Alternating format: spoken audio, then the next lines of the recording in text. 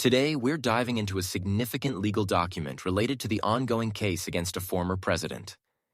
The key focus here is about the assertion of presidential immunity in the context of criminal conduct allegedly executed during and after the 2020 presidential election.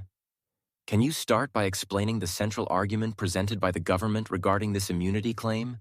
The government argues that the defendant's actions were not part of his official duties as president, but rather were carried out in a private capacity as a candidate. This distinction is crucial because the Supreme Court has established that presidents are immune from prosecution for certain official conduct. But when acting as a candidate, they do not enjoy that same immunity.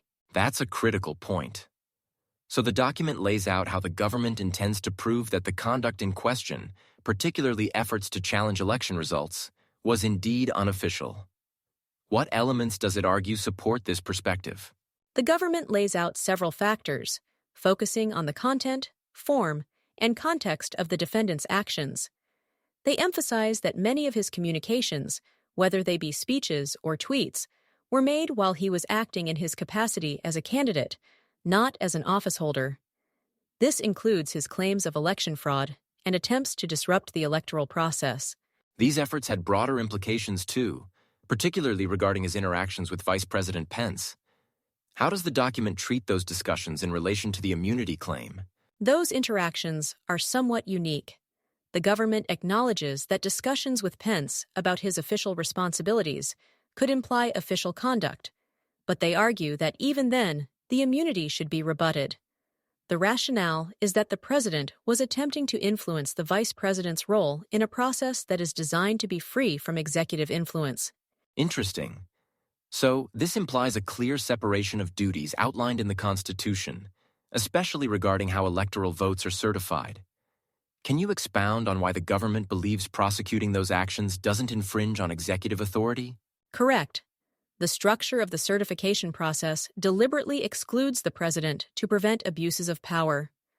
Prosecution for attempting to manipulate that process, therefore, does not encroach on any executive responsibility. In fact, it reinforces the constitutional boundaries designed to protect against such overreach.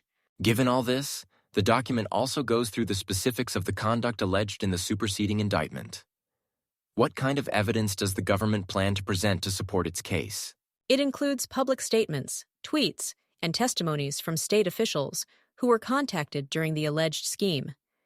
The aim is to illustrate that the defendant acted in a manner consistent with someone seeking to overturn an election through fraudulent means, rather than in their capacity as the sitting president.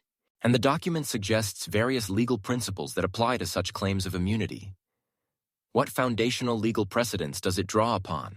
It references precedents primarily from Supreme Court rulings, like Nixon versus Fitzgerald, which deals with the scope of presidential immunity, as well as Biden versus Trump, where distinctions between official acts and campaign-related behavior are made clear. This really highlights the complexities behind determining the boundaries of presidential conduct.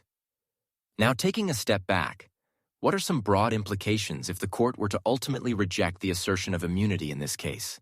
If the court rules against the immunity claims, it would set a significant precedent regarding accountability for presidential actions, especially when those actions are viewed through the lens of potential criminal conduct. This could influence how future administrations operate and their interactions with electoral processes, underscoring the idea that no one is above the law. It seems to stress the importance of maintaining electoral integrity and reinforcing checks and balances within the government. As we finish up, what do you see as the key takeaway for listeners regarding this case and its implications? The essence of this case reflects on enduring principles of democracy, accountability, and the rule of law. It underscores the vital role that legal boundaries play in preserving electoral integrity, reaffirming that conduct deemed unlawful must be addressed, regardless of one's position.